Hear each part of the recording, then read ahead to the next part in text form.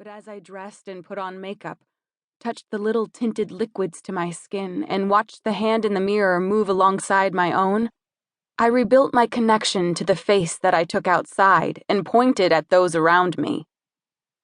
My hand ripped a wad of pulp and pushed it through the space between my lips.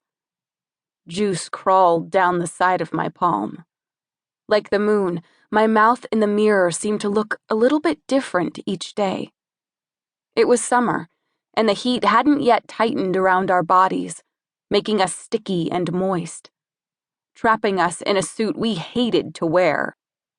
A breeze pushed through the open window, smelling of cut grass, chopped flowers, and I could hear the people outside leaving their homes. Their car doors opened and closed, tires shifting gravel as they pulled out of their driveways and vanished for 8 or 9 hours, only to return less crisp, their unbuttoned cuffs hanging open. I liked letting noise from the neighborhood leak into my sleep and begin turning things real.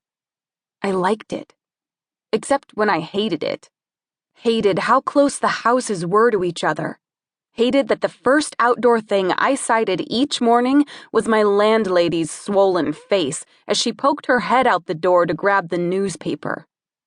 She lived below us, but from certain angles she could see straight up into our unit.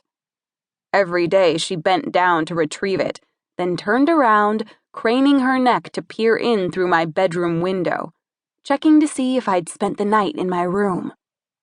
Her aggressively changing hairstyle, auburn one week and then a dirty highlighted blonde the next, made it unclear whether she wore real hair or wore a wig, and if it was a wig, whether she slept with it on.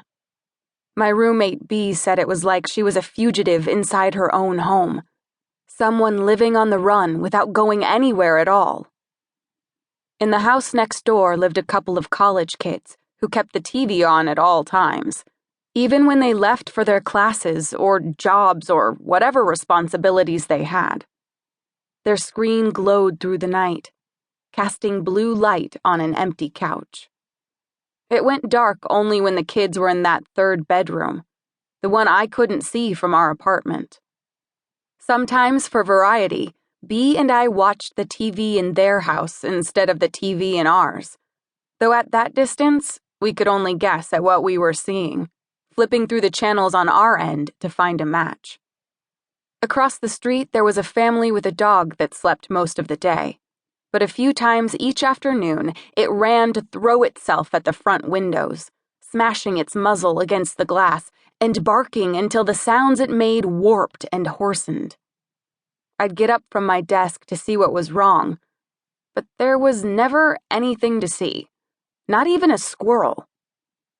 Sometimes, then, our eyes would meet, the dog and me, and we'd just stare at each other from across that street, not knowing what to do. It was a safe neighborhood.